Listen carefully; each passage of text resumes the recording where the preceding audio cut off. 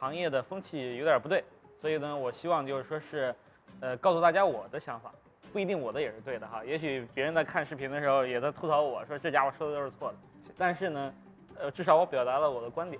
有个东西我一定得吐，就是每个都装潢的很文艺范，就是里面桌子很文青，你桌子又小，然后安安静静的，不能抽烟，然后放了轻音乐，然后杯子又小，好像在你搞得喝啤酒在喝威士忌在喝红酒一样，然后一小口一小口的喝。中国的精酿啤酒现在还是一个上升阶段，大部分还是在喝燕京啊，在喝那些工业拉格啤酒，让他真正喝那些好的啤酒，比如像 IPA 啊、世涛啊等等这些口味重的，可能大部分人还接受不了，所以需要有一个过渡。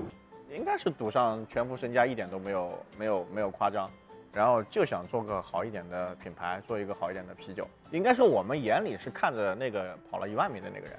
对，就是国外的。我希望是到那个梯队去。所以当时我们就决定把这个要做起来。那么年轻人干事嘛，其实几个，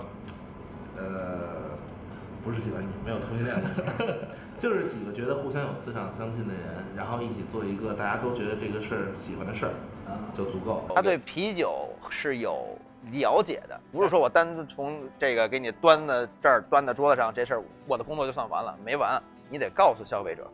看起来，首先它不像那种很粗犷的那种酒，它看起来可能更像果汁的感觉。那事实上，我们就是用纯果汁去加入，一起发酵酿造出来的。那好的东西，有价值的东西，肯定它都贵，这一点是肯定的，没办法。所以现在不是说我们要卡这个门槛啊，要把它弄得逼格多高。就我一个人说了就不算嘛，那全国那么多人都在说这个东西好，老板可能就会有一些想法了，这个东西可能还真好，来试一下吧，你一试，哎呦还不错。每次去啤酒节的时候，就觉得那些酿酒师都一副很牛逼的样子，很拽。就我是酿酒师 ，I'm the brew master。然后去了之后就觉得真他妈的苦。办个证明，基本上一天要跑3趟，去了过后，你这个没有带。你觉得你其实是个弱势群体，就是你的一个创业公司的老板其实是个弱势群体。这么多年没受过这种委屈，都想哭，你知道吗？当然不可能啊。对，我们俩在消防大队的门口罚站了2小时。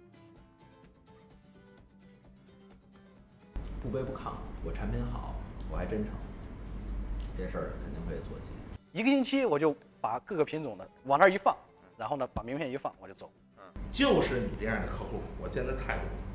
我现在合作商里有1半都是你这样的。哥们儿，我找到一个更他妈牛逼的玩法了。把这个世界变得更美好了一点点儿。